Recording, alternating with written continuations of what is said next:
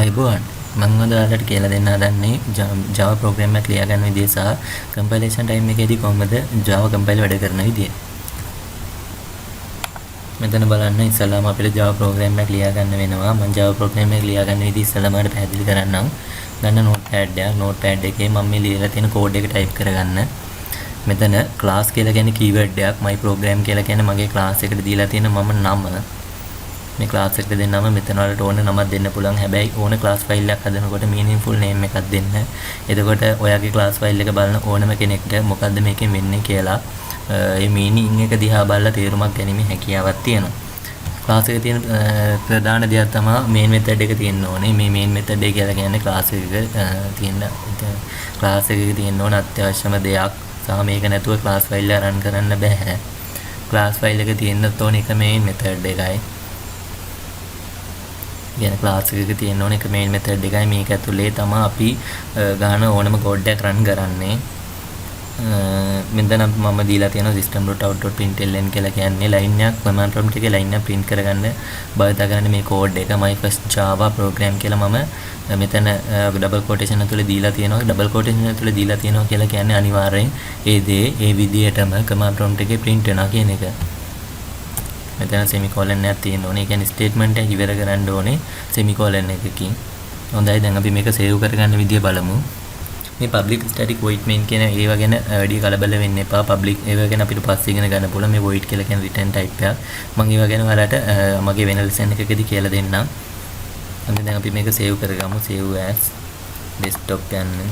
මම දැන් desktop එකේ save කරගන්නම්. මෙතන දෙන්න ෆයිල් නේම් එක විදිහට ඔයාලගේ class name එක නේ ඔයාලා class එකට දීපු නම දෙන්න my program ඔයාලා මේ Java කියලා කියන්නේ case sensitive කියලා කියන්නේ මේ capital symbol අනිවාර්යයෙන්ම බලපානවා අපේ programming කරනකොට. මෙතන system කියන තැන ඒ symbol එහෙම තිබ්බොත් අනිවාර්යයෙන්ම error එකක් පෙන්නනවා.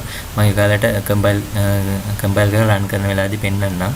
my program කියලා දීලා මෙතන අනිවාර්යයෙන්ම extension එක දෙන්න .java කියලා. මෙතන text document කියන all files කරන්නේ. එහෙම නැත්නම් ආපහු මෙයා text document අපි extension එක දුන්නත් මෙයා file එක save කරගන්නේ text document එකක් විදිහට. ඒ නිසා අනිවාර්යෙන් all files කියන එක select කරලා save දෙන්න. දැන් අපි command prompt එක ගන්න. command prompt එක අරගෙන මෙතන cd කියන එක අපි දැන් අපි ඉන්නේ users rb කියන folder එක ඇතුලේ c වල.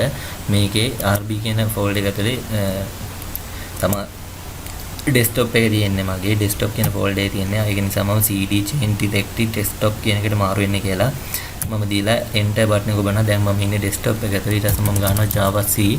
මගේ program එකේ නම my කියලා මොකක් හරි අකුරු දෙකක් දීලා ඔයාලගේ program එකේ save කරපු නම අකුරු දෙකක් දීලා tab එක බලන්න. එතකොට tab එක ඔබට පස්සේ my program.java කියන ෆයිල් එක select වෙයි ඔයාලා type කරපු නමින්.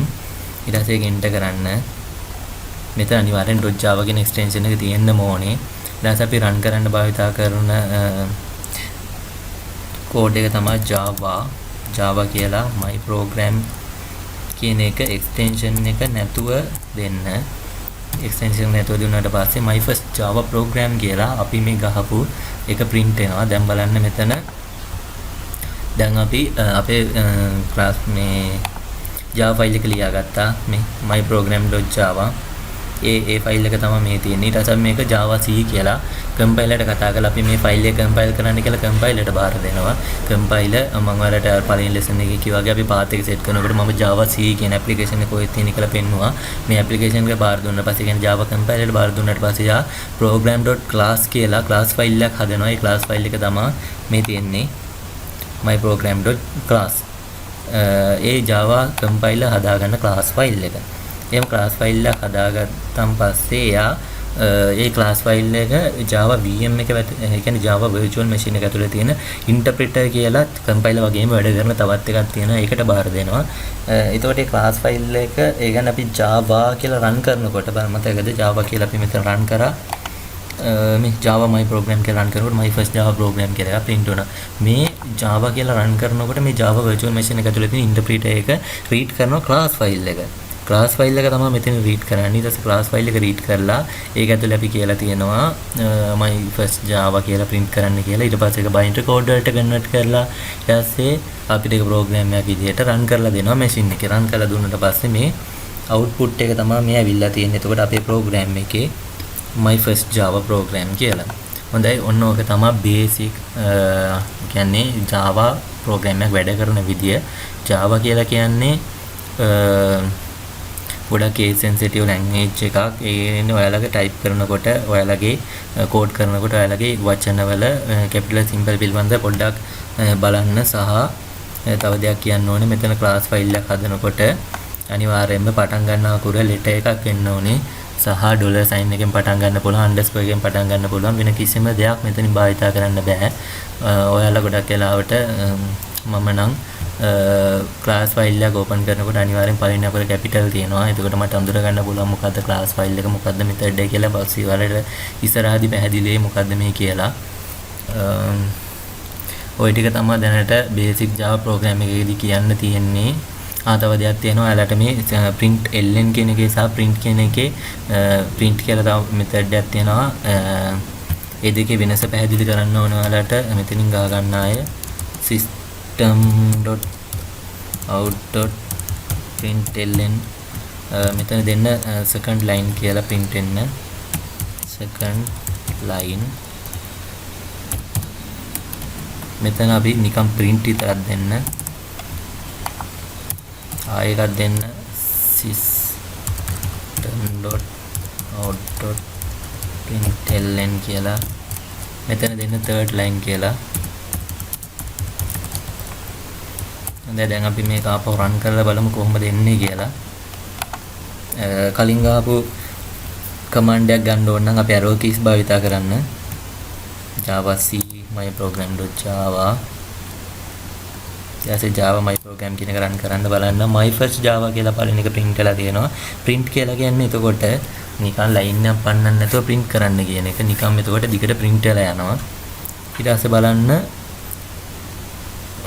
my first Java program කියලා second line කියලා print කරලා තියෙනවා. ඒ කියන්නේ මෙන්න මේ line එක ඒ line එකෙන් print කරලා අපි ඊට පස්සේ තමයි මේ line එක පන්නලා තියෙන්නේ. ඒ කියන්නේ print ln කියලා කියන්නේ ඒ line එකේ print කරන්න ඕන දේ print කරලා line එක පන්නන්න කියන එක. දැන් වලට තේරෙනව නේද? second line කියලා print වෙලා line එක පන්නලා තියෙනවා. ඊට පස්සේ third line කියලා ඊට පස්සේ ඊගා line එකේ print වෙලා ආයෙ line එකම පන්නලා තියෙනවා.